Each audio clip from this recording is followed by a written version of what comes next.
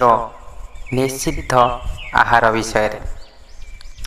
Number 1, ଦୁଧ ସାଙ୍ଗେ ମାଛ, ମାଂସ, ଲୁଣ ଏବଂ ଖଟା ଖାଇବ ନାହିଁ। ମାଛ ସାଙ୍ଗେ ଚିନି ଏବଂ ମହୁ ଖାଇବ ନାହିଁ।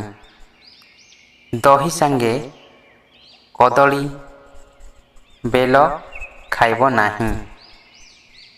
ଉଷ୍ଣ ଦ୍ରବ୍ୟ ସାଙ୍ଗେ ମହୁ ଏବଂ ଦହି ଖାଇବ ନାହିଁ। କଂସା ବାସନରେ ଘିଅ ରଖିବ ନାହିଁ, କାରଣ ଏହା ବିଷାକ୍ତ ହୋଇଯାଏ। ଘିଅ ଏବଂ ମହୁ ସମଭାଗ ଖାଇଲେ ବିଷକ୍ରିୟା ହୁଏ। ଥରେ ରନ୍ଧା ହୋଇଥିବା ପଦାର୍ଥକୁ ପୁନର୍ବାର ଗରମ କରି ଖାଇବ ନାହିଁ। କପୋତ ମାଂସ ସହିତ ସୋରିଷ ତେଲ ଖାଇବ ନାହିଁ।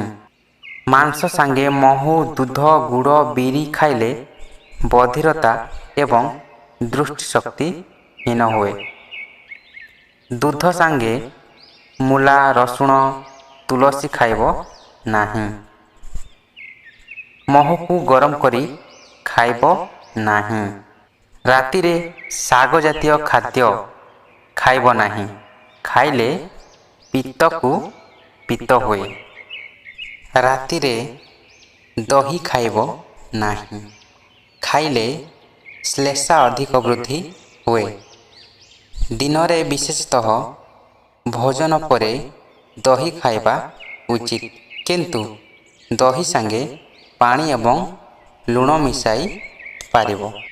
ଯଦି ଏମିତି ହେଲ୍ଥ ଟିପ୍ସ ପାଇବାକୁ ହେଲେ ଆମ ଚ୍ୟାନେଲଟିକୁ ସବସ୍କ୍ରାଇବ୍ କରନ୍ତୁ ଏବଂ ପାଖରେ ଥିବା ବେଲ୍ ଆଇକନ୍ଟାକୁ ନିହାତି କ୍ଲିକ୍ କରନ୍ତୁ। ଜୟ ଜଗନ୍ନାଥ।